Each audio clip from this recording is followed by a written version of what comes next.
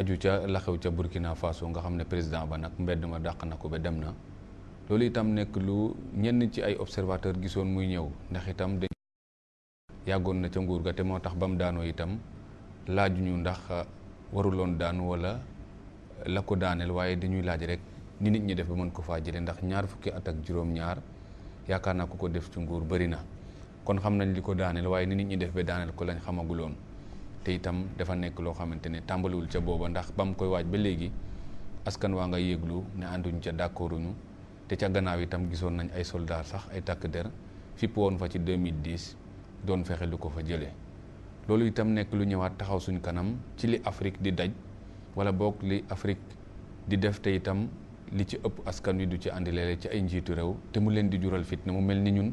du ñuy jël ay leçon ci li nga xamante ne day xew itam Sénégal du Burkina Faso waaye itam am na lu fi xewoon ci wàllu constitution mu mel ni loolu moo xaw a répété waat ca Burkina ndax itam mooy lépp lu aju ci charte réew mi képp koo xamante ne yaa ngi koy soppi rek boo yegoo ceeg askan wi nga xamante ni itam seen mbir ngay soppi te itam loolu bëri na ci ñi nga xam dañ koy forcer ba am ci ay jafe-jafe tax nag ñuy laaj tey jii ndax Afrique moom li koy lor ci moom lay jógee wala boog dañ koy indil loo xamante ne moo koy lor wala boog ñu jox ay nit ngànnaay ñuy lor seeni moromu africain ñu laajaat ndax Afrique la ko daan dàq ba léegi bàyyi na ko ca colonisation ba tey jii mu mel ni la sama benn xarit doon wax ne Afrique takkandeeram a koy dàq moo tax pour mu raw day jafe mu ngi ci ay jafe-jafe yu mel ni Afrique ak réew tubaab yi nga xam ne fu lu mel ni xewee rek faw ñu laaj ana loxoy tubaab bi ndax itam dañ gis ne ca Burkina France waxal na ko ci boppam ca kaddu président bi ñoom ñoo fexe ba Blaise Compaoré itam génn ba dem ca Côte d'Ivoire ga mu dem làqu ji loolu itam ñu gis ne ndax lu baax la pour moytu ñeneen ñàkk seen bakkan ndax bu dee ñàkk bakkan rek am na ñeneen ñu fa ñàkk seen bakkan te itam loolu dafa ajuwaat ci ay laaj yoo xamante day dem nag ci Afrique ndax day toog nit ñi di ko soppil ay nguur di ko defaral loo xamante ni itam ci wàllu intérêt du ci am lu bëri wala boog day continuer itam xool yoonu boppam goo xamante dina ci moom boppam ndax Afrique bëri na li muy bootu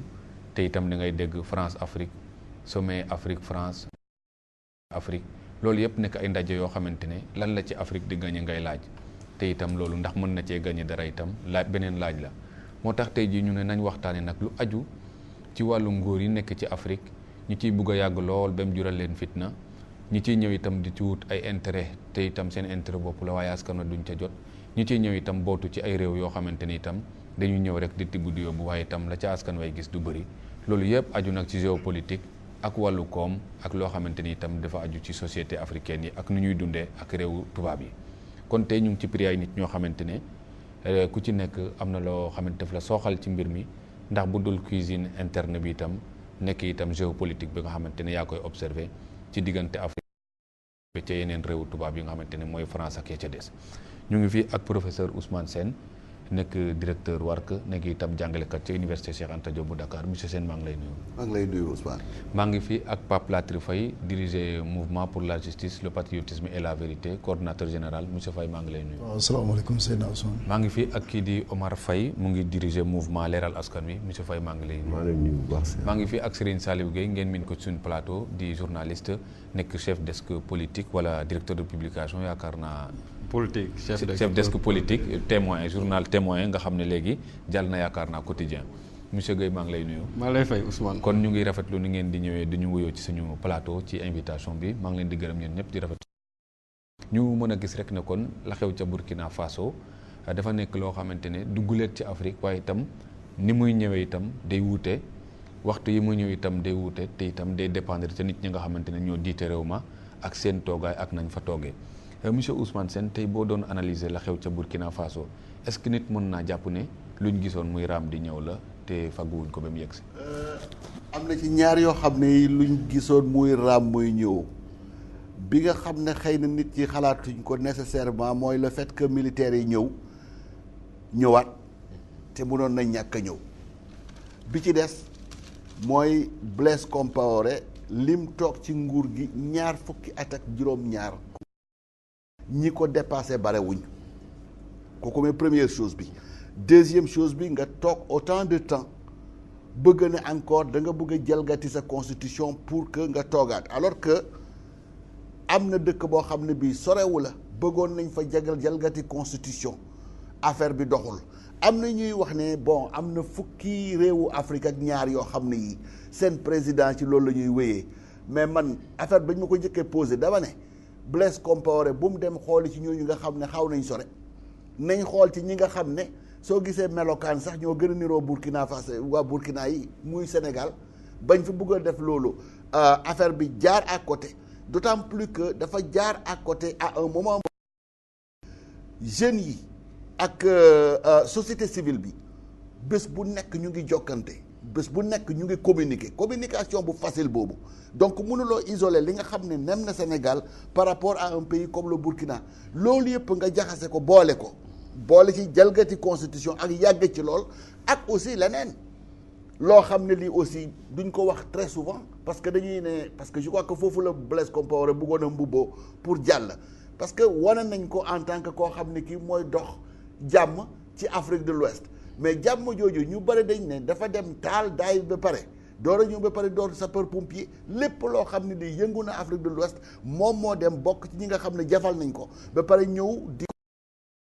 fay comme daal moom médiateur incontournable exactement comme quoi peut-être woon waa Burkina ne non seulement seen président lan mais Afrique de l'Ouest am naa fi daraja boo xam ne bi war naa mun a compter leen jiit loolu nag je crois que peuple bi population yi ak surtout jeunesse bi nangootuñ ko donc élément yooyu yëpp tax na xamoon nañ ne affaire boobu du sore militaire yi nag dama koy bëgg a rappeler benn président moo am Burkina Faso boo xam ne bi président civil la mooy le premier président bi s'appelait woon Maurice Yamewogo commencé nguur gi mook ñoom président Senghor kooku rek la mais à part ça pratiquement ci des yëpp ay coup d'état militaire lañ donc lii am benn espèce u espace militaire yi dugg ci moo tax bañ jëlee ñaari généraux yu màgget yooyu colonel remplacé ko ma ne lii dina war a taq suuf parce que lieutenant colonel jeexalagoo encore sa carrière passé woo 45 ans lépp a ngi sa kanam newul sa ginnaaw donc élément yooyu yëpp tax na affaire bi di naroon na jaxasoo mais ñu ngi ñaan yàlla aussi yàlla def ci saafara daal. d'accord voilà dinañ ciy dellu soit léegi Serigne Saliou Gueye nga nekk observateur de la vie politique en Afrique rawatina ci lu aju itam ci wàllu constitution ak itam politique d'une manière générale ak régime yi ñu gis ne comme ni ko professeur Sène souligné boo jëlee réew mel ni Burkina presque du guleet ci ñoom presque 7 présidents yëpp kenn rek moo ci nekkoon civil ñi ci des ay colonel ay capitaine loolu itam nekk loo xam ne tradition la foofu mais au-delà du Burkina Faso yan leçon lañ mën a tirer ne mooy changement à la tête des régimes en Afrique ba mën a nekk loo xam ne sans drame lay nekk. waaw jërëjëf Ousmane je crois que pour mën a analyser problème bi mu gën a clair yëf yi dama koy diviser ñetti pàcc. soo xoolee Afrique dafa am réew yi nga xamante ne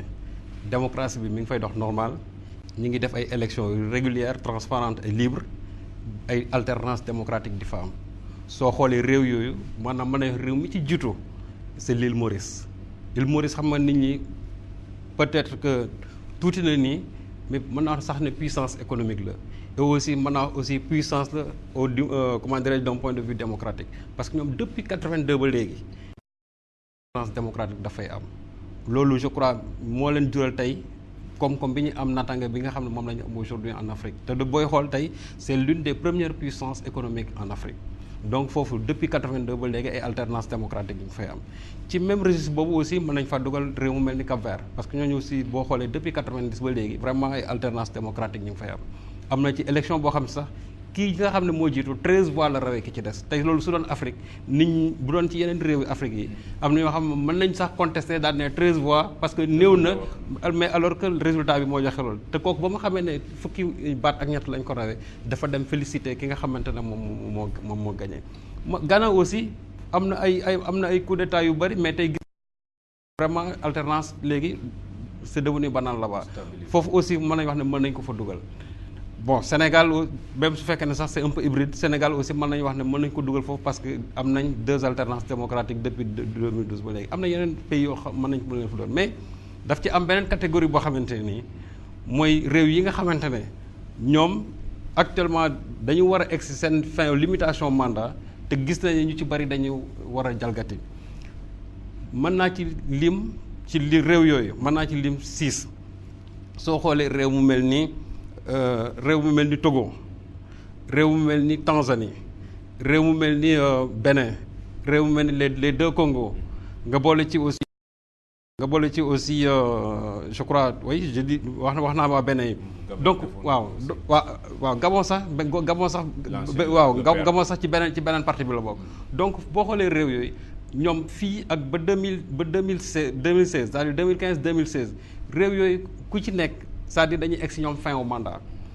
kenn daal la xam ne moom assuré na ne dina jóge ci pouvoir bi muy président wu Tanzanie bi mooy Kikwete moom nee na en 2015 il va quitter le pouvoir parce que foofu c'est la fin vraiment de sa mission présidentielle.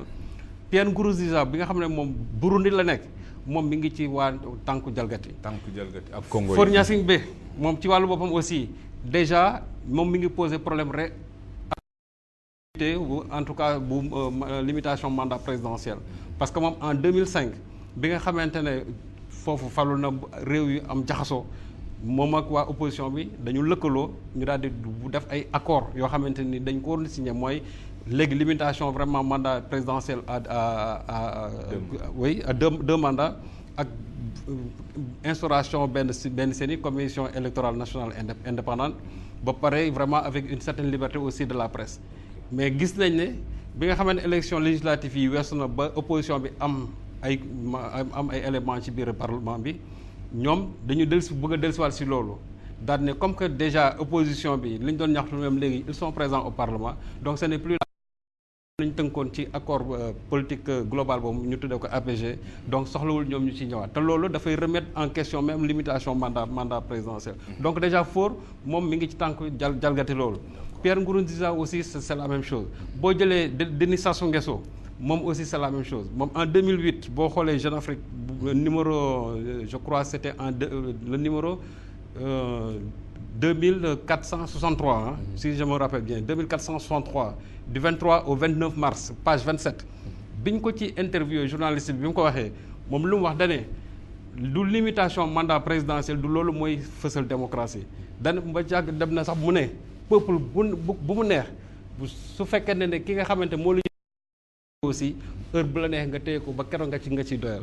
loolu déjà annoncé na pour moom position pour wax ne. te bu ko waxee aussi lu ñu mën a gëm la parce que. à l'époque ba mu defee élection ñu gagné ko. effectivement mu revenir avec les. donc moom déjà. les milices là voilà très bien xam moom dafa dem dellusiwaat. donc léegi te moom ñoom seen constitution dañ ne ku am 70 ans. waratoo présenté wu. te gis nañ ne fi ñu toll nii moom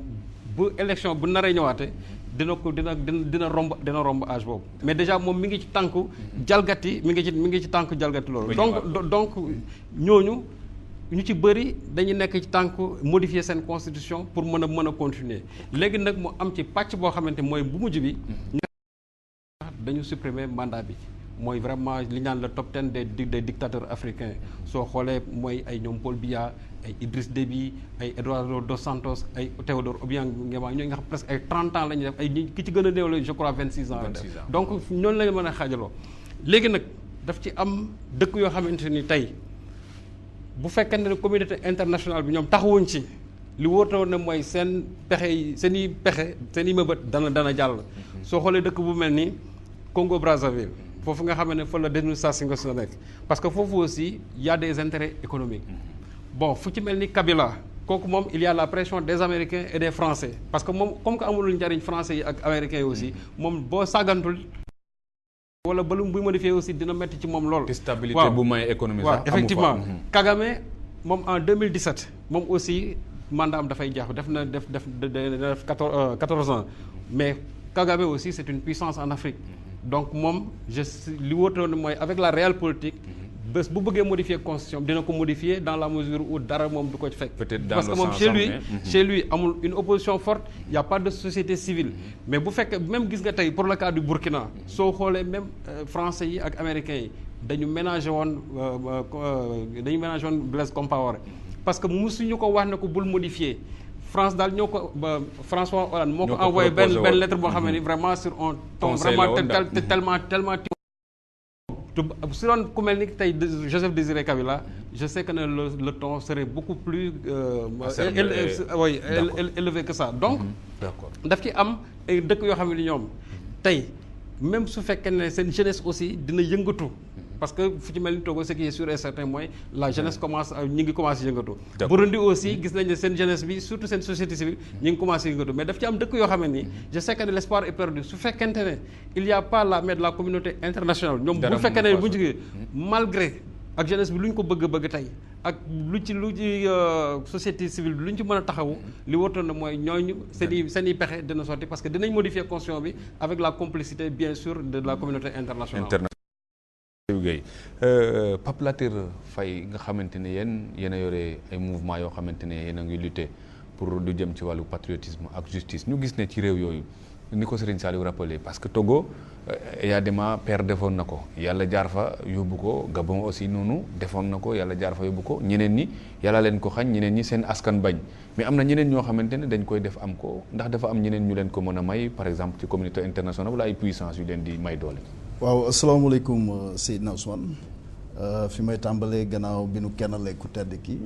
maanaam sunu bopp sant yàlla bu wér la ñuy def ci teewaat bi ñu teewaat fii Séddo plateau bi aussi ñu mel ni son éminence fii ci suma professeur lan dama ko bëggoon a def sax surprise bi moom nag li ci xaw a yéeme tuuti ñaari seeneen yi ma xaw a dendal ak Faye waaw siyaare suma doomi baay Omar Faye siyaare aussi monsieur Guèye donc li ñuy wax ci Burkina Faso d'abord bu ñu ko dee wax bu ñu ma ci convoqué man suma wàllu bopp en tout cas au niveau du mouvement pour la justice le patriotisme et la vérité dañuy kontaan ci teew te wax ci li ko waral bokk na ci la notion bi nga xam ne moom moo fondé le Burkina en tant que tel bu nu ko waxee dafa am une expression bu ñu woowee le Burkinam qui est une notion polysémique moo si boo xam ne ci la Thomas Sankara sukkandiku woon bi ñuy créer en fait le Burkina muy notion boo xam ne da nga ci mën a dégg justice mën ci dégg patriotisme mën ci dégg aussi vérité donc loolu bu nu ko waxee donc dafay logique teew fi aussi wax ci wàllu Burkina donc bi ñu ñëwee aussi liñ ci war a njëkk a jàpp d'abord ku mel ni Blaise dañuy sant yàlla dañuy kontaan lool gis ko muy dem même si man en ce qui me concerne am na nu nu gise woon parce que maa ngi fàttaliku le 13 octobre dernier ñu ngi bind benn communiqué en tout cas au nom du mouvement le mouvement pour la justice le patriotisme et la vérité di inviter le président Macky Sall en tout cas maa ngi koy ñu ngi koy intitulé woon en fait Sall sauve Compaoré et lave l'honneur de Sankara loolu lu ñu ca bëggoon c'est d'abord que le président ñu koy invité mu jël en fait le leadership africain parce que boo xoolee fondamentalement en Afrique li ñu manqué présentement c'est un leadership fort et on en a besoin au niveau de la sous-région surtout ñu ne ko léegi que mu dem directement waxtaan avec tous les acteurs politiques burkinabés afin de trouver une porte de sortie à Blaise Compaoré parce que ñun li ñu gëm suñu wàllu bopp mooy loolu Thomas Sankara daan na ci bëgg lool ndax nii mu demee nii kawo bi mu demee nii du woon li doon gënal Sankara pour man sama wàllu bopp ndax la ma jàppoon na moo koy gënal mooy la Sankara waxoon ba ko Boukari le Lion waxee ne que maanaam ba ma joxee ordre ma arrêté Blaise même si dañuy wax en fait avec surtout la présomption d'innocence quand même parce que gisaguma tribunal bu ko condamné mais dañuy rapporter rek tout simplement les propos ba mu waxee loolu ne ko ba ma joxee ordre ma arrêté ko Sankara la ko ne en tout cas c'est à lui de trahir l'amitié mais pas à moi ci kaw loolu ñu ne woon nag la ñu bëggoon mooy une sortie honorable la ko waral bokk na ci dañu gëm ne la préservation et l'amélioration des acquis démocratiques et républicains dans un pays exige que les uns gagnent avec humilité mais surtout qu'ils permettent aux autres de perdre avec honneur parce que liñ ci gis mooy gis nañu mouvement yu demee ni kii en fait le ballet citoyen ñu koy méngale tuuti ak li xew Sénégal ñu koy mouvement Y'en a marre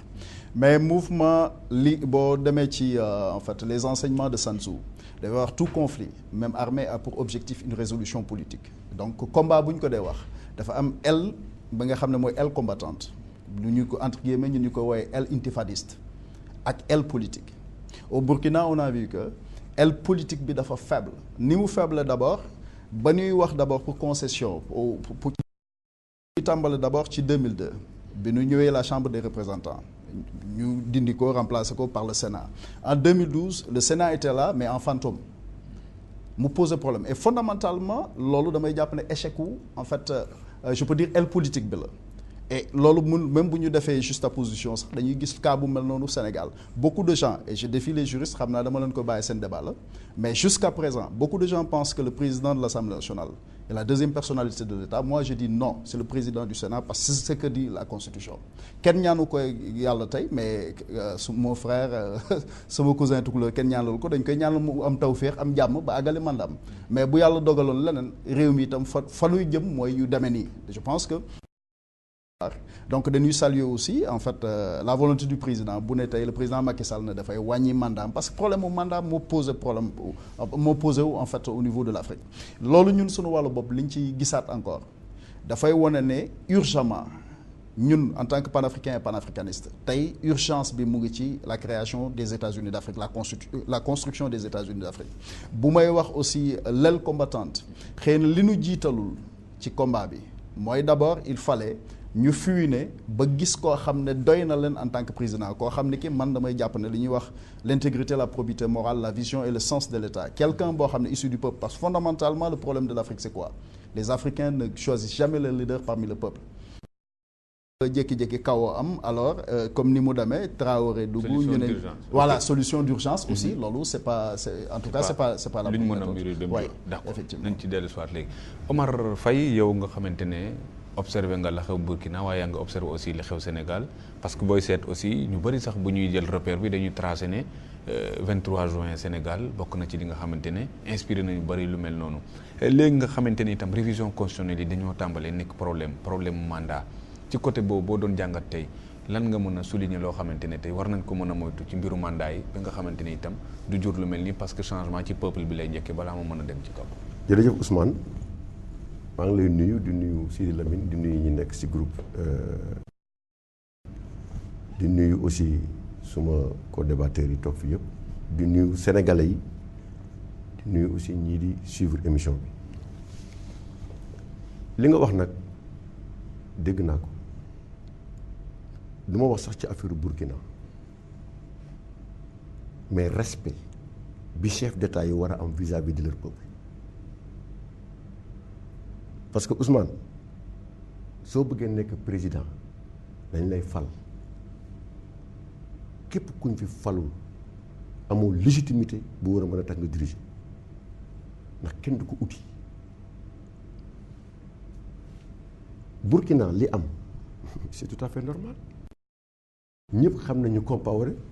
ci yenn condition la jëlee réew mi du ay élection ñëpp xam nañ ko entre moom ak Thomas Sankara mu nekk fi pendant combien d'années presque 27 ans 27 ans yoo xamante ni lu la neex ngay def biñ la falee ba léegi sa peuple sentiru la ñi nga àndal ñu manifester ñu wane benn arrogance jël sa famille ñu nekk ci biir lu leen neex ñu def mais prise de conscience day am te prise de conscience bu amee ba peuple bi yëpp xam ni kii nag bu mu nootal ngi toll na foo xamante ni dañu war a fi mbir mi nag ñëw ci wàllu constitution bi nga xamante ni moom la bëgg a jalgati gis nga constitution fii ci Afrique gis nga bu ñu doon dund yu baax nit ku nekk ci li ngay yëngatu nit ñi di la dimbali di nga laal constitution sax ñi ne non nañu waxtaan lii bu ñu ko def mais dafa nekk 27 ans yoo xamante ne waa ji dafa noot peuple di def lu ko neex yaakaar ne dara du ko ci fekk bés jot mu am cette prise de conscience te prise de conscience bu amee day indi lu ñuy wax un soulèvement te soulèvement bu amee day doon un soulèvement incontrôlé et c'est ce qui s'est passé en Burkina bi mu amee lu mu def dafa daw dañ ko génne ñan ñoo ko génne français parce que moom c'est la main des Français en Afrique de l'Ouest Compaoré fan la dem Côte d'Ivoire lu tax mu dem Côte d'Ivoire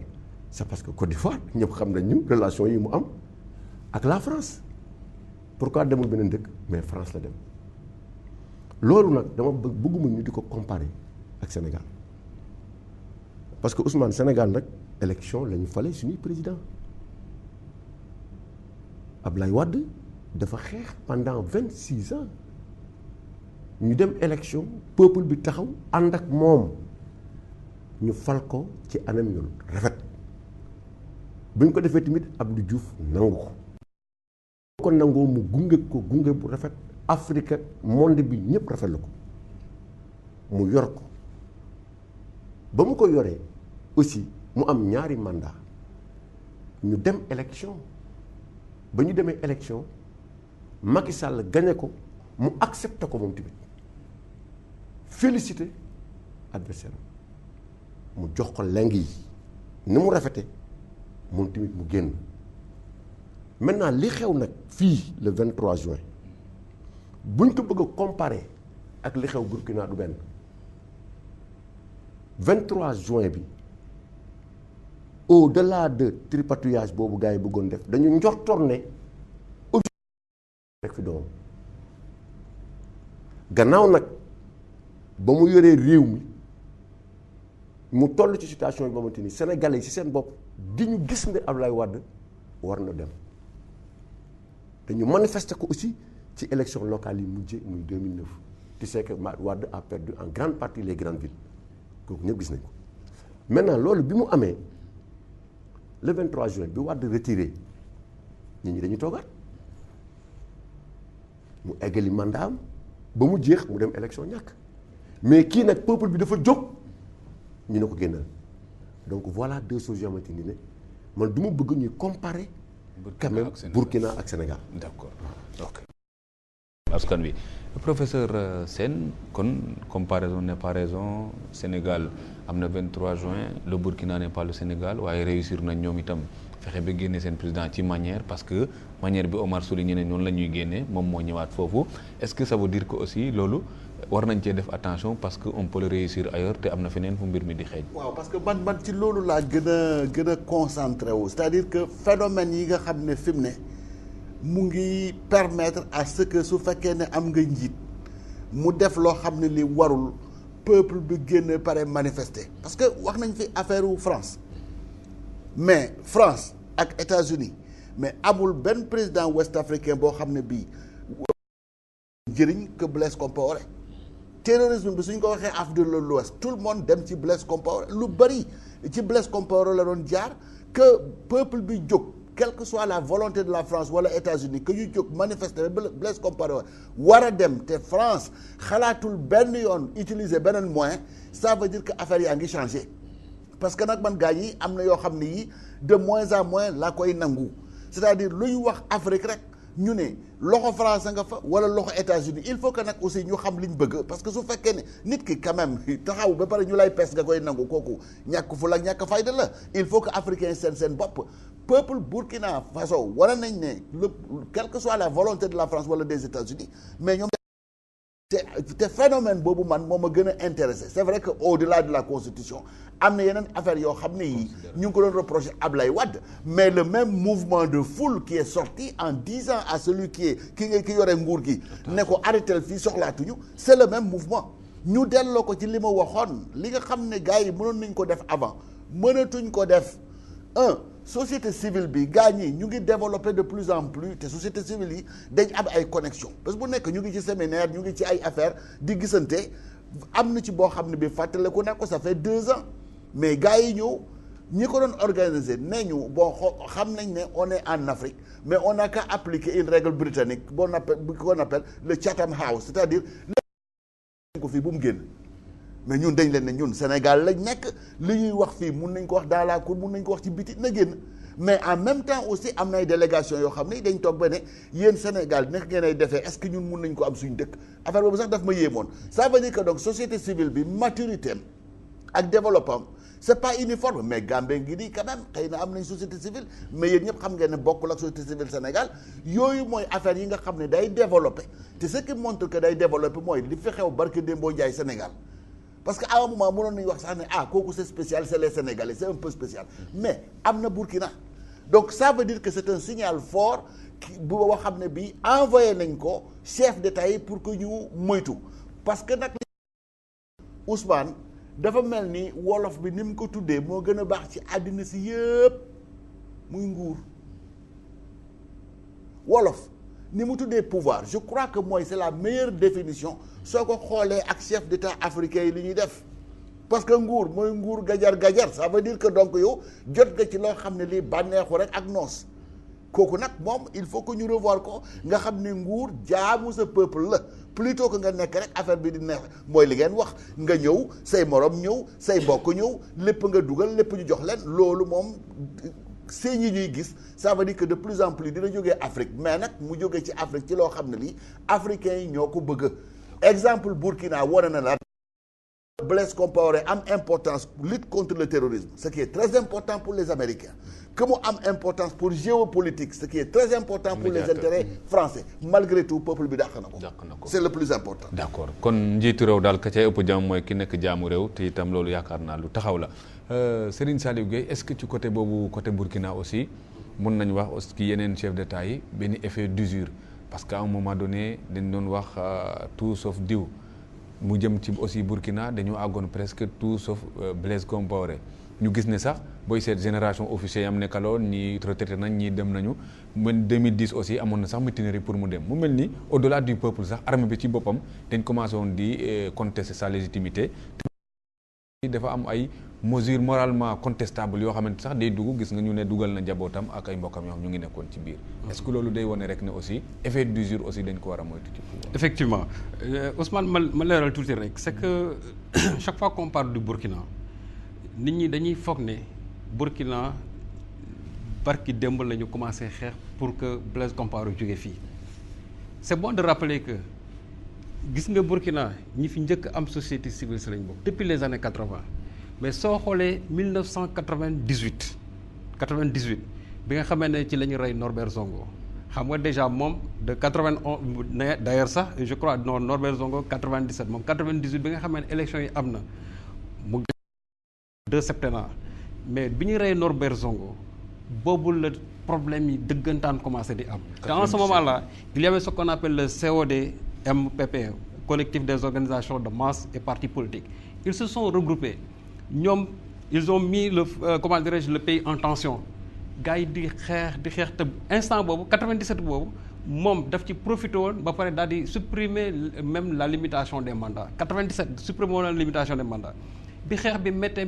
ba 2000 pour apaiser la tension dañuy defaat révision constitutionnelle mu ne léegi mandat de deux mandats de 5 ans mooy am c'était pour apaiser la colère de la mais terewul nit ñi bàyyiwuñ parce que Burkina tu sais que c'est un pays c'est l'un des pays les plus pauvres au monde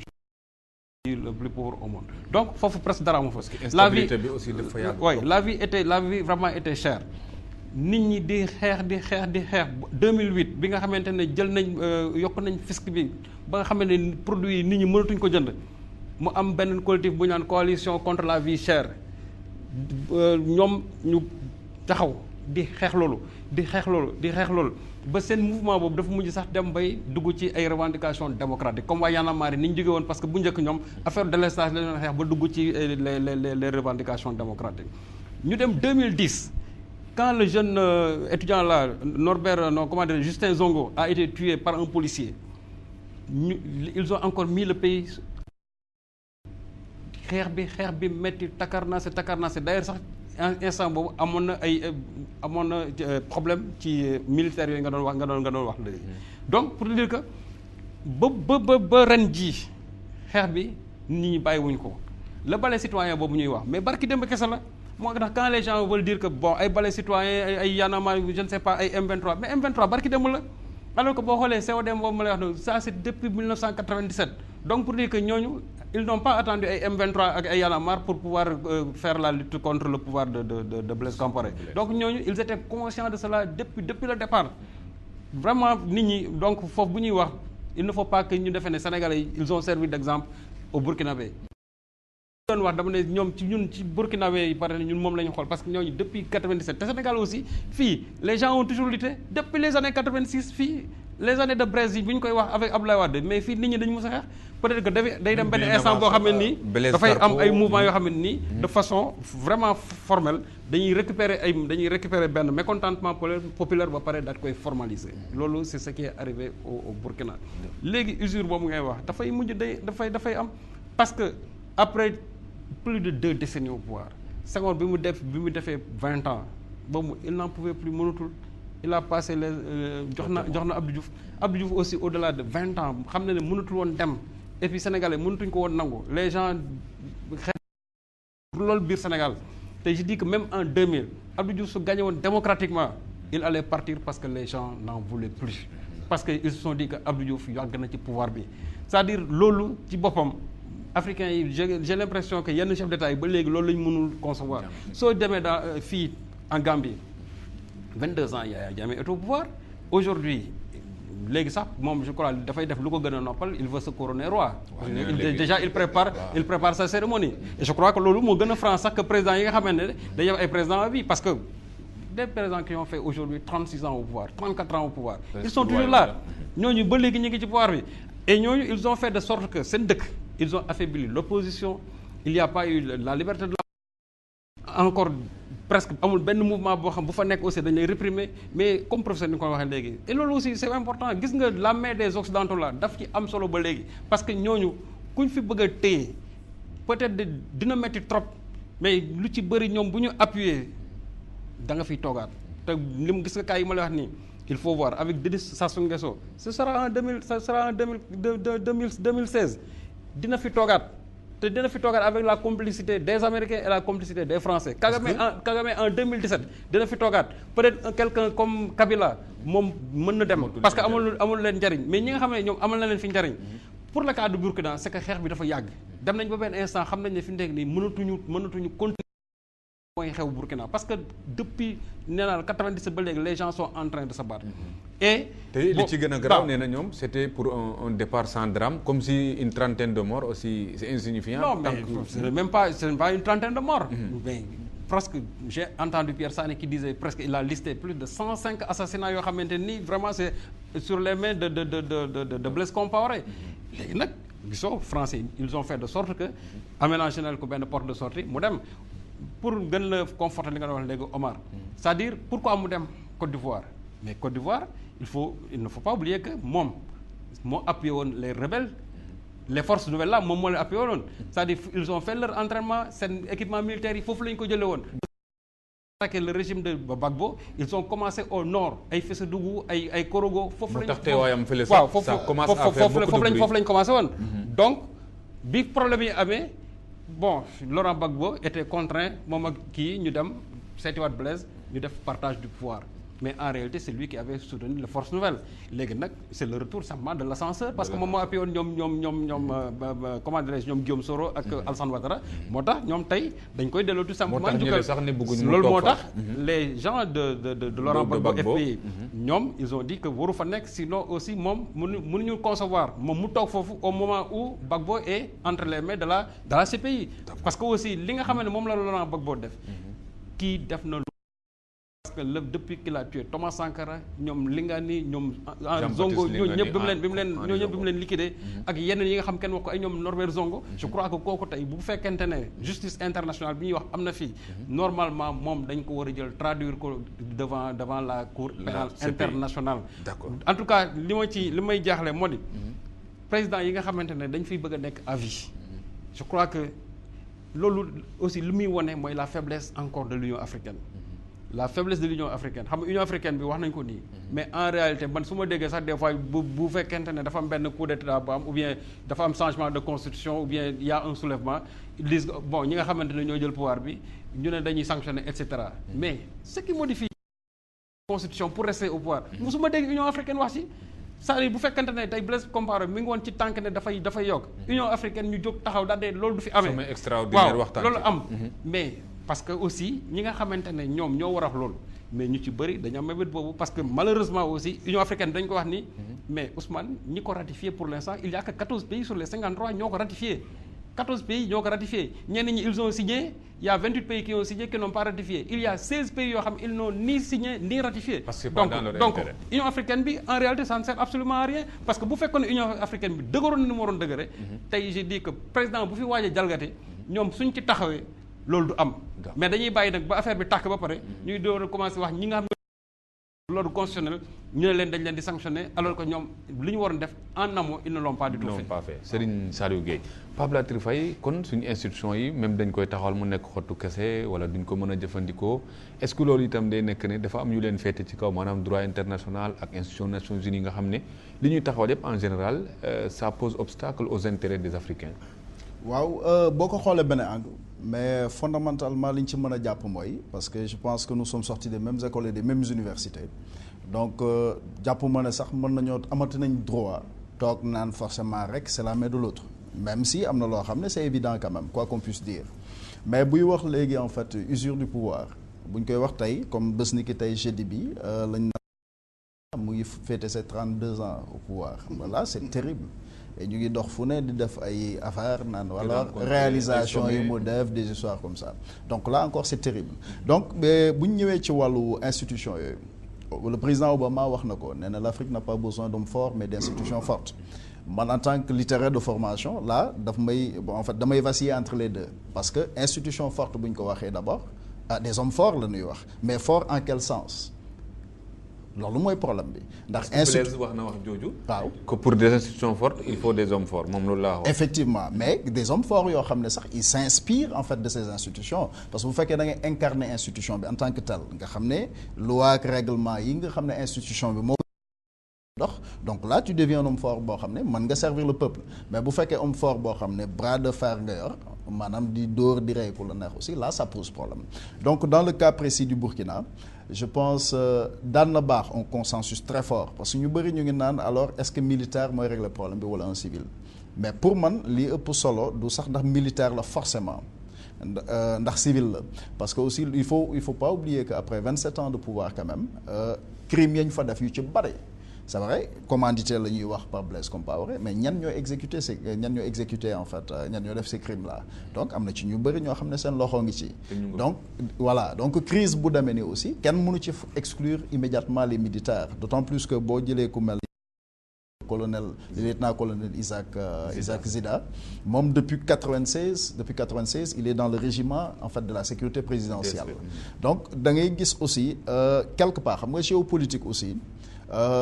comme léegi Serigne Saliou mu koy wax léegi naan bon fii ak 2017 mu ngi prédire comme quoi que un tel mën na des je pense pas forcément mu des parce qu'il y a ce qu'on appelle en fait les révolutions colorées am na lu koy jafal ci suuf comme George Bush disait en fait the wind of change ku ci ne dem nga ba yëg ne changement war na am mais changement rek dafa doyul en fait ça doit être une révolution dans le sens positif du terme parce que aussi dindi fa X pour def fa Y tout simplement comme li ma doon wax ci ñenn ñi ne leen bu dee à défaut de le maintenir au pouvoir il faut lui chercher un successeur pas un remplaçant un successeur day nekk quelqu'un qui a réussi là où X a réussi mais surtout qui évite les erreurs de X mais bu fekkee da ngay jël rek dafa X ou Y tout simplement ça devient tout simplement un remplacement donc tey bu ñu ñëwee ci wàllu institution damay jàpp institution comme ni ko Serigne Saliou waxee sànq bu ñu waxee Union africaine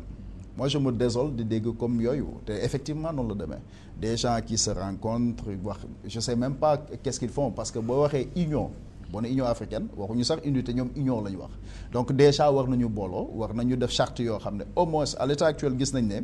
li ma ko tàmbalee sànq nous sommes sortis des mêmes écoles et des mêmes universités tey bu Obama toogoon fii ni ñu lay xoole nii la ñu koy xool loolu wane na tey àgg nañ foo xam ne kii li Cheikh Anta doon wax rek les idéologues ont désormais en face d'eux des intelligences égales capables de leur tenir tête sur le plan de la recherche de la vérité parce qu'à formation égale la vérité triomphe li ci des nag mooy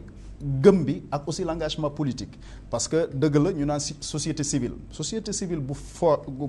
forte am na solo mais warul a dem bàyyi la société politique entre guillemets parce que li muy andi mooy comme da ngay ñëw ñu yuuxu ci mbedd mi comme sànq wax nañu en fait le mouvement comme Y en a marre ak Balai Citoyen ñoom ñooñu la ñu comparé mais comparé wuñu en fait le peuple bi nga xam ne bu jóg ndax peuple boobu tuddutoon bu demoon tuddul mu en tout cas du mouvement Y en a marre mais Y en a marre c'est un cri de guerre la boo comme on dirait doy na li doy nag mooy ay nit ñoo xam ne dañuy ñëw maanaam yéeg ci mbagu askan wi lu askan wi war a lekk ñu lekk ko ku leen neex duma ku leen neex tëj ku leen neex sax faat ndax ku mel ni Norbert Zongo avec son engagement ku ko dégg au niveau du Burkina bu ñu demee ba dans les conditions atroces yi mu gaañoo waxtaan naa ci sax avec le jeune frère à Thomas Sankara Paul c'est un ami on s'est connu à Washington waxtaan ci ba sori ci lu bare ci loo xam ne ki tey daanaka mu ngi xew Burkina te peut-être sax à ce jour africains yi gisaguñ ko xamaguñ ko au sens propre du terme donc toujours est-il nous avons besoin d'institutions fortes loolu kenn du ko weddi mais pour des institutions fortes aussi nous avons besoin de ce que j'appelle très souvent le coefficient de maturité d'une nation se mesure au degré de conscience collective de son peuple ndax tey askan wi bu jógee dàq x ou y dafay baax askan wi am formation bi war benn je pense que ñu ngi ci yoon bi mais surtout ñu am émergence en fait vague de nouveaux leaders yoo xam ne ki yu mel nii bu amee dinañ mën a jël le devant ba nga xam ne ki du basculer waat rek on revient tout simplement comme l'autre disait on chasse le mal ça revient au galop. d'accord Pape Latir Faye Omar Faye ci wàllu remplacement yooyu ak gestion bi nga xam Serigne Saliou wax na ko ak monsieur Ousmane Sène ni mu waxee ne peuple ba aussi da cee am wàllu partition boo xam da cee war a jouer ñu gis ne aussi ci wàllu opposition mouvement oppositionnel bi li ci ëpp dañuy toog presque xaw a faible wala ñu rallier un pouvoir bi njëkk a nekk le premier aussi taxaw di wax feeñ na ci Burkina Diallo ak les autres là nga xamante ne dañoo jékki-jékki ñoom Abdoulaye Seydou Drago génnaat nañ te ñu tuumal leen ni aussi ñoom collaboré nañ ak kële est-ce que le changement de camp boobu aussi nga xam ne dañ koy jouer peuple bi aussi waru cee gën a am alerte. mais c'est ça Saliou dafa am lu mu wax xam nga kii Ousmane jàngat lañu wax ci li am Burkina Faso ban jàngat lañ ci war a mën a def ku ne xam ko parce que damay wax tuuti li Rousseau wax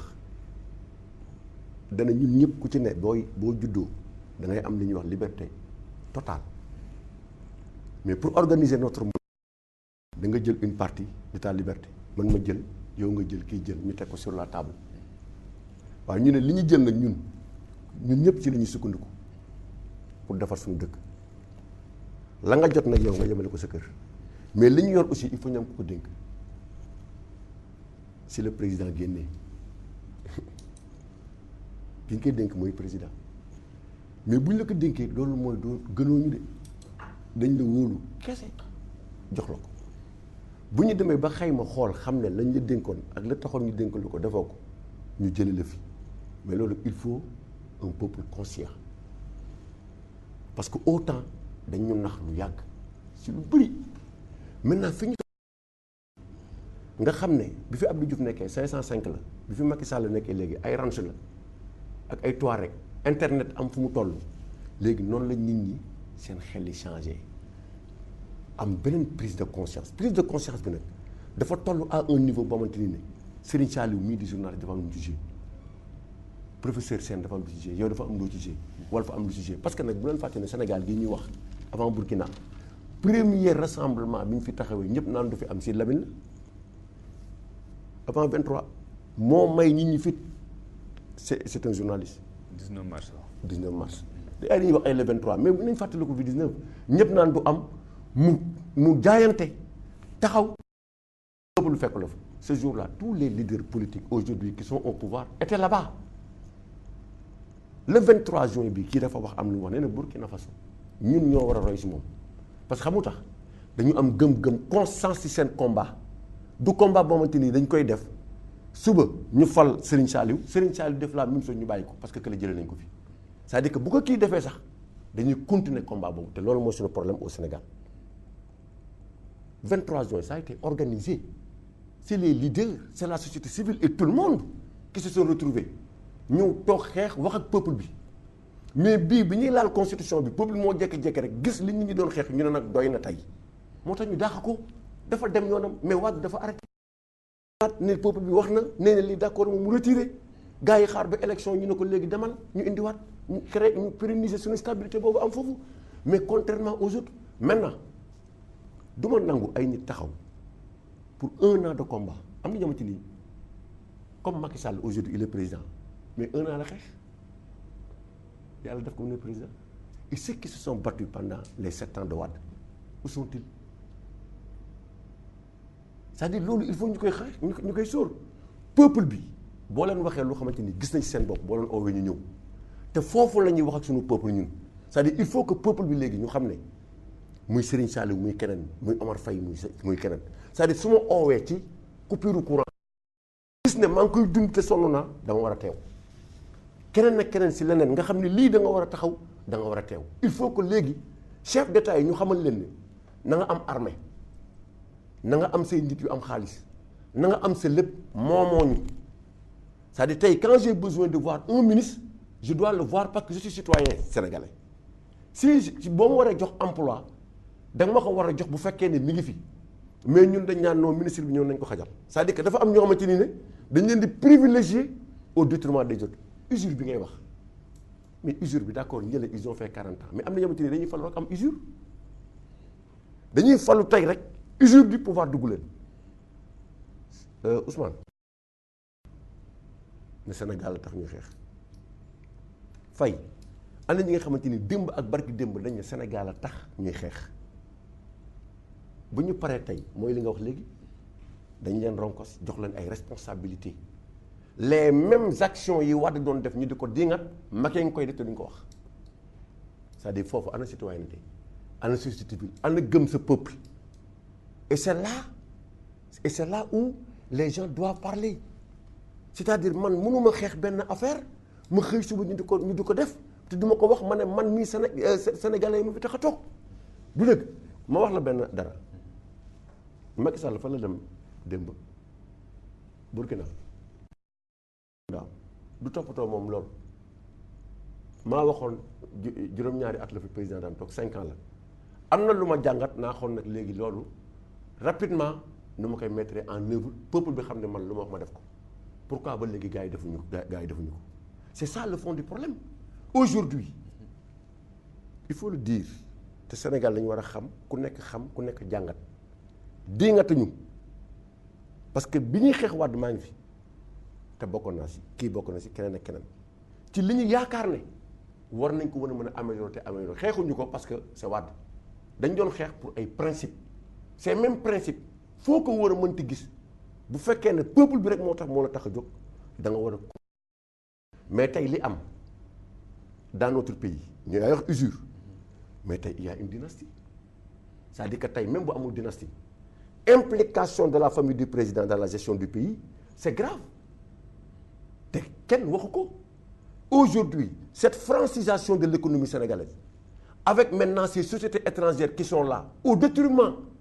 des sociétés nationales qui en parle mon cher personne n'en parle ñëpp ngi toog démb c'était les pétroliers avec Eiffage Orange et Total boo bëggee jënd jaar Eiffage c'est-à-dire que boo bëggee jënd da nga yor Orange Money c'est France boo duggee da nga yor boo duggee si biir station bi lay jaay essence Total la France la tali bi ngay jaar Eiffage la France la où tu vois un peu ñoom ni ñuy booloo en Afrique di jël suñu chef d'État yi nag di leen takkal ay œillères yaa ngi dégg di leen takkal ay œillères di leen am na ñeen di imposer les élections françaises entre les élections des 2 tours françaises où était notre cher président il n'est pas parti en France Ousmane entre les élections françaises bi ñu nekkee deuxième tour où était le président de la République il est parti en France qu'est-ce qu'il est allé faire en France entre les élections des 2 tours kenn xamul pourquoi mu njëkk a dem foofu di taxaw c'est-à-dire ñun il faut ñu gëm suñu bopp il faut ñu gëm ne leen soxlawee ñooñu aussi noonu nañ ñu soxlawee loolu bu ko amul peuple bi ñooy jóg manifester xam ni lii ñu bëgg a teg ñun duñ ko nangu parce que 2 ans de pouvoir aussi 2 ans de pouvoir usure ngay wax te usure laa lay wax barki démb francophonie la te francophonie bi nan la demee ba Abdou Diouf ñu du ko feete tey Sénégal mooy anam bu rafet bi Abdou Diouf demee fal Ablaye Wade bàyyi Abdou Diouf mu dem ci anam yu rafet mu gunge ko ba pare jàppale ko mu nekk président francophonie tey moom la ñuy delloo njukkal mais delloo njukkal boobu où sont les Sénégalais là-dessus on a construit une salle qui coûte 57 milliards 57 milliards kan moo koy défendre Jacques moo daan xeex démb affaire de transparence ñu jël defar salle pourtant fañ ko defee dégagé ko lan moo ko fa def Wade la mais donc il y a des choses yoo xamante ni bu ñu ko doon xeex ñi nga xam ne ñoo ko daan xeex aussi ñu xëy suba taxaw aussi di défendre les mêmes causes je me demande où va ce pays te loolu nag na Macky xam ne fa nit ñi nekkoon ba léegi nekk fa c'est le peuple qui choisit d'accord amul kenn ku choisir que mu jël Moustapha Niasse toog fi parce que Moustapha Niasse dégg naa ko mu ne peuple ak gars yi léegi dañuy inspiré sur le 23 juin moom depuis qu'il est né il est au pouvoir de Abdou Diouf en passant par Wade jusqu'à Macky Sall il doit se reposer usure du pouvoir c'est pas seulement celui qui est à la tête du pays à l'intérieur aussi tey ñu dugg fële Guinée Bissau ñu dugg fële gën a at foofu ñooñu uli usure du pouvoir la. dañu war a noppalu ko d'accord dinañ ci ñëw léegi docteur Ousmane Sène kon bu ñu jëlee loolu nga xam ne mu ngi aju ci gëm sa bopp bi ñu wax te ñoom ñëpp ñu répété ko est-ce que day wone rek ne aussi Afrique dafa jot aussi ñu gëm seen bopp parce que booy seet da ngay xaw wax ne ndax ñee dañ ñu ëpp patriotisme wala dañ ñu ëpp foi en leur nation parce que français yi mosuñ ñoo jóg ñëw dóor président mu daanu ñu teg fi keneen mais dañuy jël beneen africain mu dal ci kaw beneen africain. xam nga man loolu lay wax même organisation internationale yi ñuy wax mais soo ko seetee ba seet est-ce que organisation internationale dañ exister pour que affaire yooyu ñu régler ko mais il y a des cas très simples Kadhafi charte des Nations Unies livre bi mu jël parole ba pare jël affaire bi sànni ko ci suuf est-ce que Nations Unies am nañ coobara ne comme def na loolu dañ koy dax mosuñ ko xalaat Cameron ci boppam nga xam ne mooy premier ministre britannique Union européenne teg nañ ko amende xaw ma 2 milliards d'euros mais dafa fitteñe ko ne man du ma ko fay Union africaine c'est pas une fédération des États de l'Afrique du loolu su fekkoon ne fédération wala confédération ñu mun a comprendre mais c'est tout simplement une association des États africains am na ay problèmes yoo xam ne yi États yi ñoo ko mun a régler seen bopp parce que quand même demander Union africaine su fekkee ne affaire bi jaxasoo na dem leen ànd ak peuple bi mais kooku c'est une situation tellement compliquée que suñ ci dugalee Union africaine day jaxasoo c'est très difficile. Donc je crois que li nga ci wax la daal gëm sa bopp mais gëm sa bopp nag aussi du ni li ñuy def ñun en Afrique su fekkee ne baax na ñun la su fekkee ne bon la mais ñeneen ñi la mais nous avons pas été les seuls peuples à être colonisés arabes yi dañ leen coloniser mais asiatiques yi aussi dañ leen coloniser rarement ngay dégg en Asie affaire dem fa ñu ne français yi la wala américains yi la ñoom am nañ noo xam ne nii des nañ dañ koy doxalee mais affaire boobu dépassé nañ ko lu yàgg. Pourquoi ñun chaque fois que mu am affaire il faut que ñu indexer quelqu'un boo xam ne bi dafa nekk bitim réew loolu aussi ci dama mel ni daal Afrique daal ba léegi mu ngi tardé non seulement ci façon bi ñuy xalaatee mais ci façon bi nga xam ne sax ñu ngi doxal suñuy affaire bopp je crois que yooyu et je crois que man je reviens toujours à ce que j'ai dit àddina si dafa changé effectivement Saliou li mu wax dëgg la waa Burkina yàgg nañ ci société civile mais nag xam nga xale yi Burkina bi ñoom ñoo téléphoné xale yi Sénégal fii ne leen félicitez-nous vous voyez ce qu'on a fait donc ce qui veut dire en sourdine que ci diggante bi xëy na société civile amoon na foofu mais faiblir na ci diggante bi boo xam ne bii société civile sénégalaise ak la jeunesse là jël nañ doole boo xam ne bi inspiré nañ ñooñu mais mouvement yooyu day amplifié wu parce que on est dans une situation boo xam ne bii xam-xam du mag yi ñoo ko yor xam-xam fi mu ne xale yi ñoo ko yor doon boobu moo fi newuloon jusque dans les années 80 parce que temps wu Senghor temps wu Abdou Diouf bon xale yi connexion amuloon fi mu ne nag gis nga yoral sax benn téléphone bi nga xam ne 10 000 francs koy jëlee su la neexee mun nga ci am connexion yoo xam ne lépp li xew ci àddina si yaa ngi koy xam xale yi su fekkee ne xam nañ loolu te aussi nekk ci situation boo xam ne bi ils sentent plus que nous que situation bi dafa changé